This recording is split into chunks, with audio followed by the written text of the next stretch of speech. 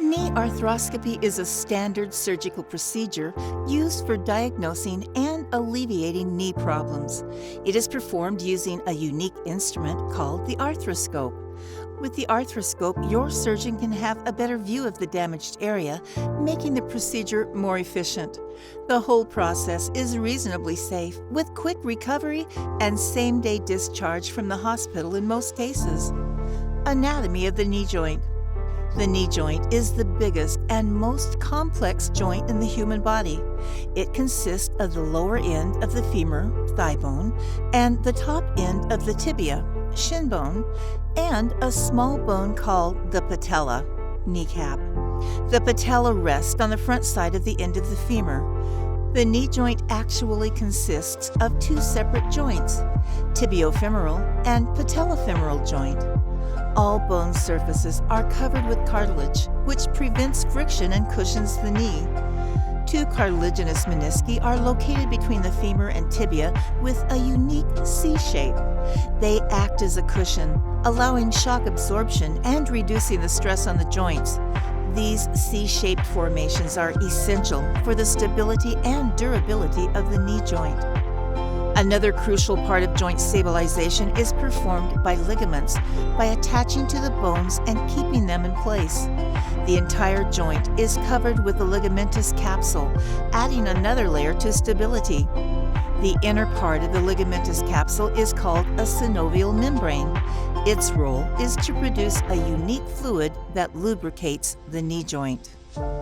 Tendons connect surrounding muscles to the knee bones, providing mobility of the knee joint. Knee arthroscopy indications.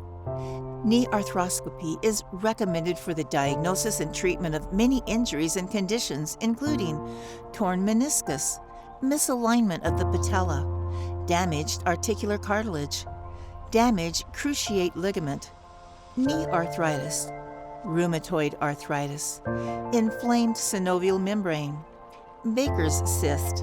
It occurs when synovial fluid accumulates at the back of the knee, creating a fluid-filled cyst. Overview of the procedure.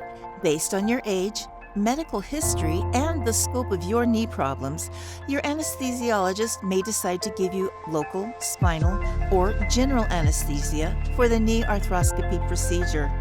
Afterward, a surgeon makes 2 or 3 small incisions and injects a sterile fluid. This step is performed to provide a better view of the surgical area and make more room for the procedure. The arthroscope is a pencil-sized instrument with a tiny video camera used to observe the injured area. It is inserted through one of the incisions, and it sends images to a video monitor where the surgeon can take a better look and make a diagnosis. Once the problem is located, your surgeon inserts surgical instruments through other small incisions and performs a procedure to repair the damages. This can include removal or repair of torn tissues like ligaments, cartilage, inflamed synovial membrane, Baker's cyst, or loose cartilage fragments. Other maneuvers may involve the realignment of the patella and microfracturing the damaged cartilage to stimulate its growth. Once the procedure is finished, you are carefully examined for any potential bleeding or other damages. Sterile fluid is drained from the knee, incisions are closed, and the wounds are covered with a sterile dressing. Most patients are discharged on the same day after the procedure. Recovery is often quick, but it depends on the type of procedure performed and the overall health of the patient. In any case, recovery time after knee arthroscopy is significantly reduced compared to traditional open knee surgery. Pain medication may be prescribed to alleviate any existing pain.